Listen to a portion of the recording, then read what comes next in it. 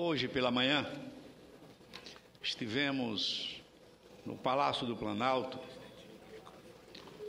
quando comparecemos e participamos de uma solenidade que tem um valor histórico extraordinário. Lá estavam presentes não só a presidenta Dilma Rousseff, como os ex-presidentes da República, Luiz Inácio Lula da Silva, Fernando Henrique Cardoso, José Sarney e Fernando Collor de Mello, e também a nossa vice-presidente do Senado, Marta Suplicy, numa solenidade carregada de emoção. A presidenta Dilma, ela instalou a Comissão Nacional da Verdade, que foi criada pela Lei número 12.528, de 18 de novembro de 2011, que terá o prazo de 2 anos, e a partir da sua instalação, irá apurar violações aos direitos humanos ocorridos no período entre 1946 e 1988.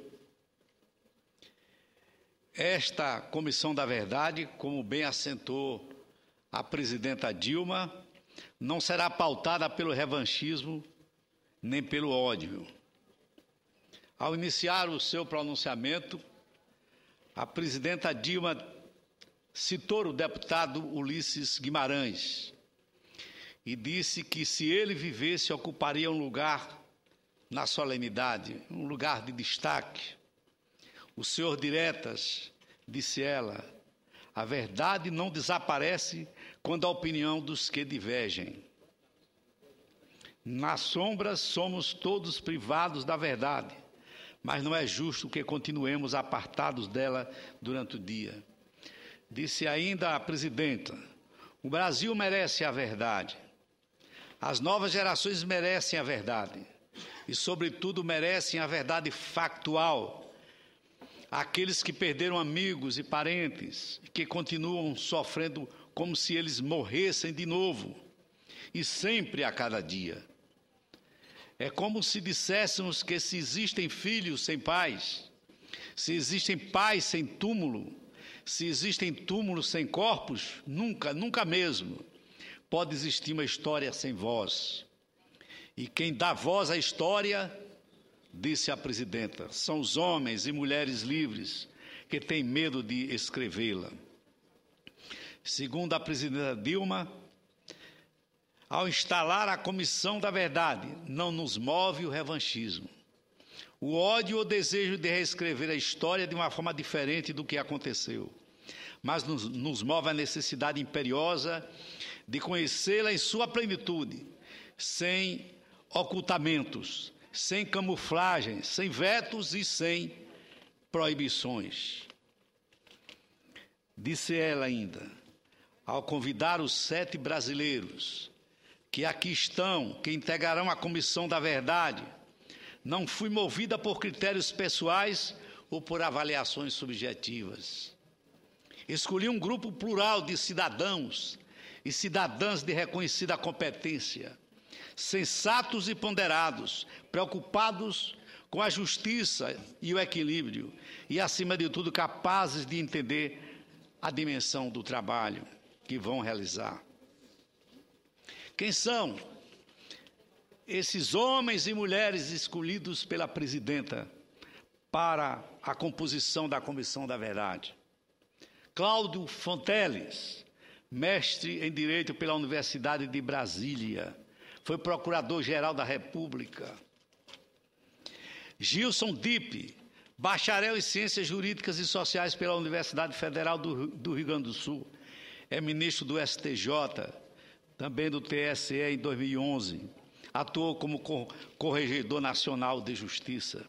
José Carlos Dias, graduado em Direito pela Universidade de São Paulo, foi ministro da Justiça no governo de Fernando Henrique Cardoso.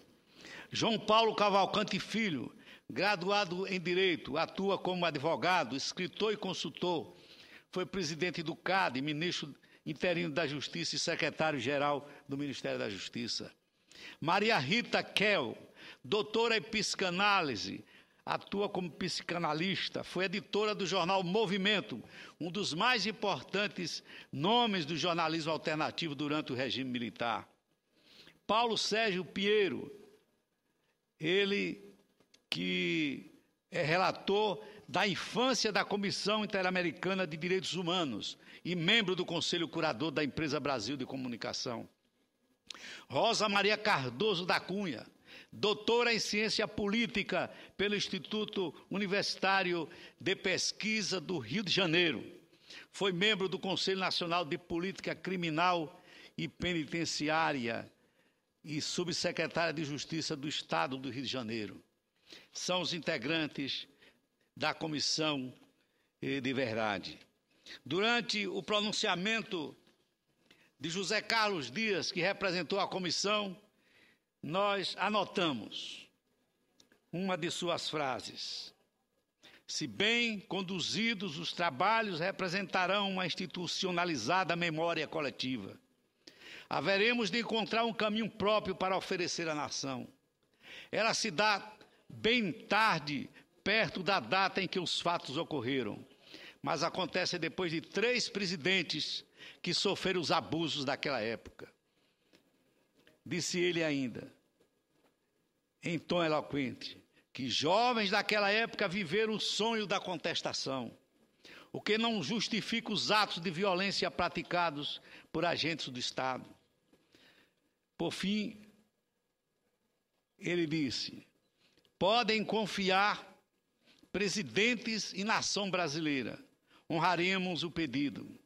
Não somos os donos da verdade, mas nos comprometemos a dar o nosso trabalho e o esforço nunca mais. Ainda quero destacar algumas frases que eu considero que realçaram aquela solenidade ditas pela presidenta Dilma durante a instalação da Comissão da Verdade. Este ato, disse ela, é a celebração da transparência, da verdade, de uma nação que vem trilhando os caminhos da democracia, mas que ainda tem um encontro marcado consigo mesmo. A sombra e a mentira, se expressou a presidente, não são capazes de promover a concórdia. O Brasil merece a verdade. As novas gerações merecem a verdade. E, sobretudo, merecem a verdade factual. Ainda acrescentou que a força pode esconder a verdade. A tirania pode impedi-la de circular livremente. Mas o tempo acaba por trazê-la à luz. Hoje esse tempo chegou. Encerrou, então, o discurso à presidente Dilma Rousseff.